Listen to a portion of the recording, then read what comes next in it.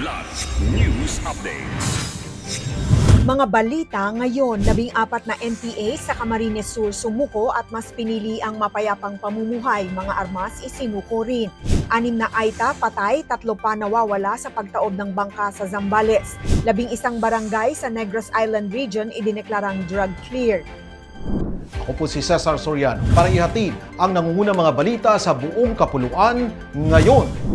Nagbalik loob sa pamahalaan ang 14 na miyembro ng New People's Army o NPA sa Libmanan, Camarines Sur noong August 27, Huwebes. Kasabay ng kanilang pagsuko, itinurn over ng mga dating rebelde ang ilang armas na kanilang pag-aari.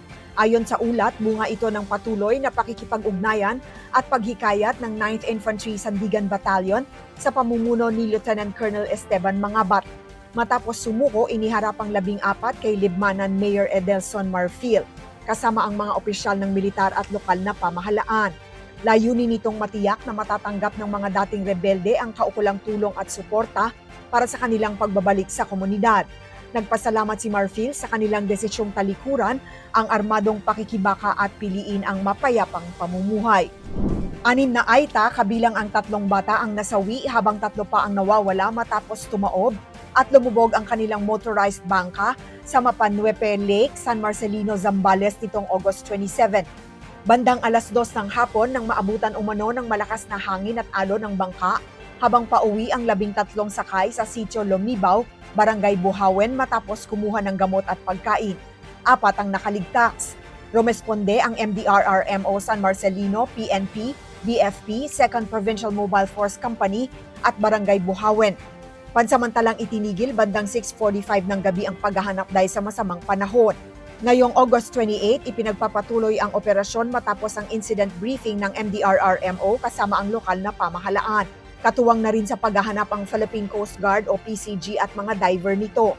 San Antonio MDRRMO, Subic Rescue at Aboitiz sa kabila ng malakas na ulan sa San Marcelino.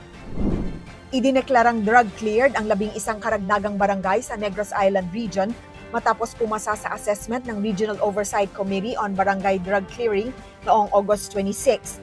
Kabilang rito ang Magsaysay at Nagsaha sa Gihulngan City, Poblacion 3, Mantuyop at Napakaw sa Siaton, Negros Oriental. Anie, Dolis at Paghumayan sa Calatrava, Zone 4 sa Murcia, Zone 3 sa Talisay City at Buluangan sa San Carlos City. Ayon sa PIDEA NIR, umabot na sa 78.34% o mahigit 1,000 barangay sa rehiyon ang drug cleared. Kailangang mapanatili ng mga barangay ang status sa pamamagitan ng taunang monitoring at agarang pagtugon sa mga bagong drug personality. Mayroon na ring 20 balay silangan reformation center sa rehiyon para sa community-based rehabilitation. Para sa Kidlat News Channel, ako si Rosalyn Sinchonco, nag-uulat. Ako po si Cesar Soriano, kasama nyo sa bawat pagputo ng balita.